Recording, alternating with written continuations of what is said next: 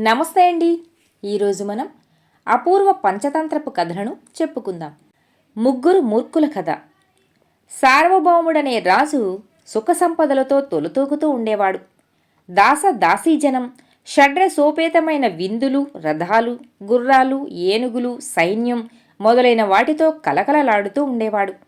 విధివ్రాతనెవ్వరూ తప్పించలేరు కదా. కొంతకాలం పోయిన తరువాత అతనికి పెద్ద రోగం వచ్చింది. దానినే కుష్ఠురోగం అంటారు. రోగం కుదర్చటానికి వైద్యులు ఒకరి వెంట ఒకరు రానే వచ్చారు. ఎన్ని మందు మాకులు వాడినా రోగం తగ్గుముఖం పట్టలేదు. ఆస్థాన వైద్యునికి ఒక ఉపాయం తట్టింది.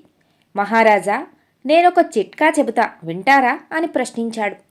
ఏంటో చెప్పండని రాజు అన్నాడు. హిమాలయంలో ఒకానొక పక్షి ఉంది. దానిని జీవంజిక అని అంటారు. దాని ఒంటి మీద నుండి నీరు మీ శరీరంపై పడితే మీ రోగం చిటికెలో మాయమైపోతుందని వైద్యుడన్నాడు. దానికి రాజు, దానికేమి, వేటగాన్ని పంపి తీసుకుని వద్దాం అని అన్నాడు. వలలతో చిక్కాలతో వేటగాడు బయలుదేరి వలను పన్నాడు. ఆ తెలివైన పక్షి కూడా వలలో చిక్కిపోయింది. విలవిలలాడింది. నన్ను విడిచిపెడితే కావలసినంత బంగారం ఇస్తానని ఆశ చూపించింది ఆ పక్షి. రాజు మెప్పు పొందడం కోసం ఆ వేటగాడు బంగారం వద్దు అన్నాడు. తిన్నగా రాజవైద్యునికే సమర్పించాడు ఆ వేటగాడు. రాజును సింహాసనం మీద కూర్చోబెట్టారు. అనేక నదుల నుండి తీర్థాలను తీసుకుని వచ్చారు.